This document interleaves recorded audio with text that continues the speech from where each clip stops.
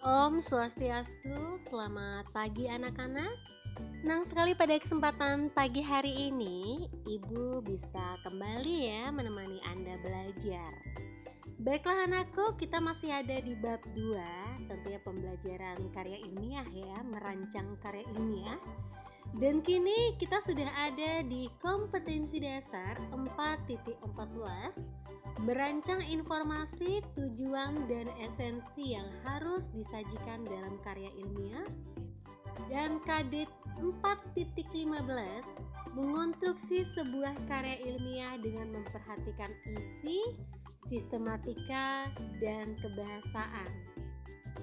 Anak-anak, merancang dan mengonstruksi itulah yang harus Anda lakukan tentunya.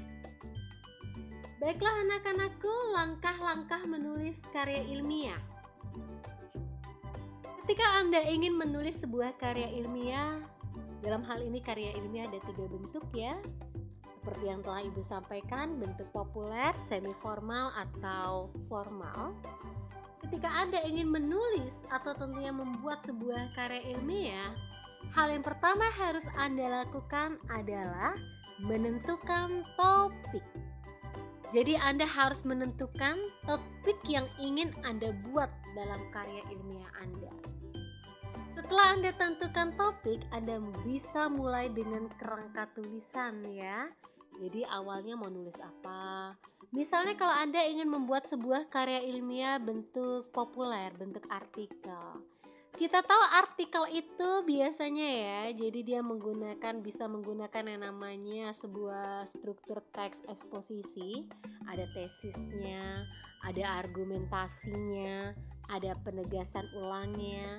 Maka bagian kerangka ini di bagian awal silahkan Anda tentukan. Bagian openingnya ingin membuat tesis ya, jadi acuan pada pakar ahlinya siapa, sehubungan dengan topik, kemudian argumen-argumen yang sesuai tentunya dengan topik Anda. Jadi silahkan di bagian ketiga Anda kumpulkan bahan. Kira-kira di bagian tesis Anda mau menggunakan bahan-bahan ya. Jadi pendapat yang mengacu pada hal ya, jadi perihal dari pakar atau ahli yang sesuai dengan topik yang ingin Anda bahas. Silakan dikumpulkan sebanyak-banyaknya ketika Anda tentunya ya ingin mengajak pembaca agar setuju dengan apa yang Anda sampaikan, siapkan argumentasinya. Kalau tidak setuju juga siapkan argumentasinya. Itu yang dimaksud bahan. Langkah selanjutnya, kembangkan kerangka itu menjadi karya ilmiah. Jadi disatukan untuk membentuk sebuah karya ilmiah. Contohnya nih ya, Ibu berikan contoh sebuah karya ilmiah bentuk populer yakni artikel. Kita ingin membuat sebuah karya ilmiah, dalam hal ini artikel dengan struktur seperti ini, maka yang pertama kita harus siapkan topik. Misalnya Ibu berikan contoh. Jadi topik yang ingin Ibu angkat dalam sebuah karya ilmiah Ibu adalah mengenai kompetisi. Kompetisi itu perlombaan ya. Setelah Ibu tentukan, topik Ibu kompetisi, perlombaan, Ibu siapkan tesis. Jadi Ibu siapkan argumen pakar atau ahli tentang kompetisi.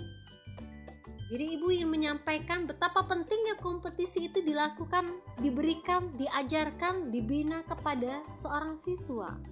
Ibu harus menyiapkan tesis. Jadi argumen pakar atau ahli tentang topik kompetisi Ibu.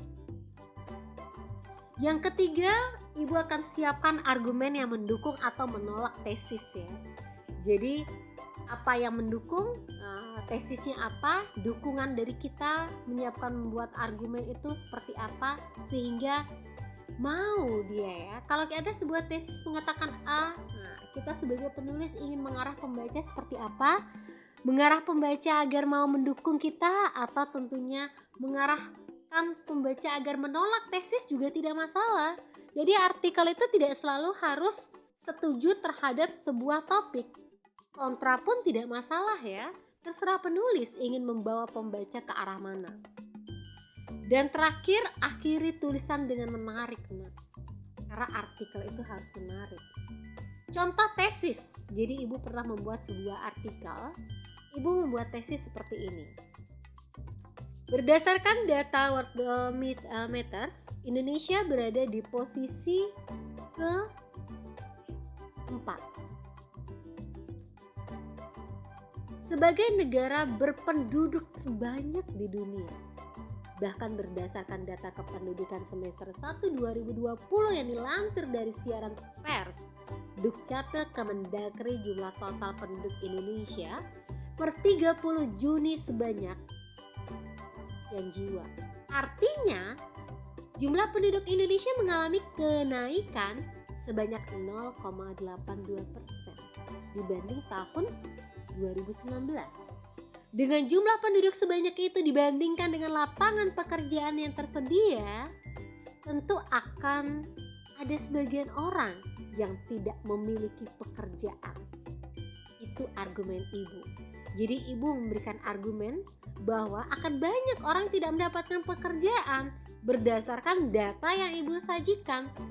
Jadi ini adalah pendapat pakar atau ahli. Jadi ibu mengambilnya berdasarkan data. Ada datanya ya, dan itulah sebuah tesis. Kemudian setelah ibu mengemas tesis, salah satu, jadi tidak hanya ini ya, salah satu argumentasi ibu yang mendukung tesis adalah, jadi ibu mengatakan bahwa jumlah penduduk ya, tadi data ibu jumlah penduduk Indonesia itu sangat banyak sehingga akan ada orang Indonesia yang tidak punya pekerjaan. Maka ibu sampaikan argumentasi ibarat air yang menetes di sebuah batu, sedikit demi sedikit akan melubangi bahkan menghancurkan batu tersebut. Maka seperti itulah proses dalam pembelajaran kompetisi. Semakin sering kita berlatih untuk berkompetisi, maka kelak kita akan menjadi seseorang yang andal dalam kompetisi apapun di dunia kerja. Ibu menyampaikan kepada pembaca betapa pentingnya kompetisi itu dilakukan dan kompetisi itu harus dilatih. Kalau terus dilatih, seperti batu terus kena air netes dia akan lubang. Seperti itu juga kemampuan seorang anak. Ketika seorang anak terus melatih dirinya, maka dia akan menjadi cakap. Dan dia tentu dapat menjadi seseorang yang dapat bersaing ya di persaingan global dunia. Maka meskipun nanti tentunya jumlah penduduk Indonesia itu sangat banyak sesuai dengan apa yang ibu sampaikan di tesis, tidak akan masalah ketika orang Indonesia mampu tentunya melakukan persaingan global, maka tidak masalah penduduknya banyak, yang penting bermutu, berkualitas. Yang dilakukan adalah bagaimana caranya berkompetisi. Baiklah anak-anak ya, itu contoh dari argumentasi ibu. Dan untuk contoh penegasan ulang ibu seperti ini. Setelah ibu menyampaikan beberapa argumentasi ya, tidak hanya tadi tapi masih ada lagi argumentasi lainnya. Oleh karena itu, nah ini contoh kalimat-kalimat simpulan yang menegaskan kembali juga. Dalam hal ini dukungan orang-orang terdekat sangat dibutuhkan untuk membimbing anak dalam berkompetisi sebelum masuk dalam dunia yang sebenarnya.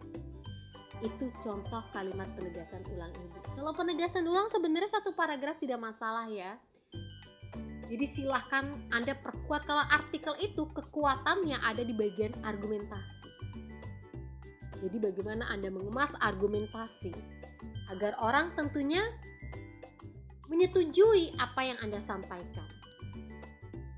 Baiklah anak-anakku, itu dia contoh dari artikel yang sudah ibu sampaikan pada Anda.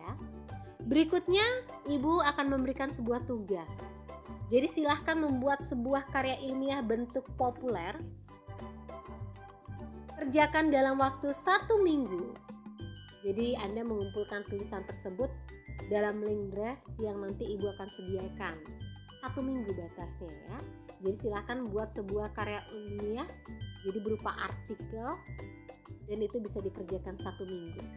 Tugas ini harus diketik, formatnya harus, ibu katakan harus Word ya, agar ibu tentunya mudah mengecek plagiatnya. Jadi kalau Anda yang mencari di internet, ibu bisa langsung tahu. Jadi jangan membuat format PDF, budayakan membaca. Karena banyak dari Anda sudah ditulis masih bertanya. Karena itu Ibu perjelas. Anda harus mengetik tugas Anda formatnya di Word ya, jangan buat PDF. Penamaan filenya dimulai dari nomor absen, tanda hubung nama lengkap, tanda hubung kelas. Baiklah anak-anak, demikian pelajaran kita untuk hari ini. Selamat mengerjakan tugas, selamat menunjukkan karya Anda. Om Santi Santi Santi Om.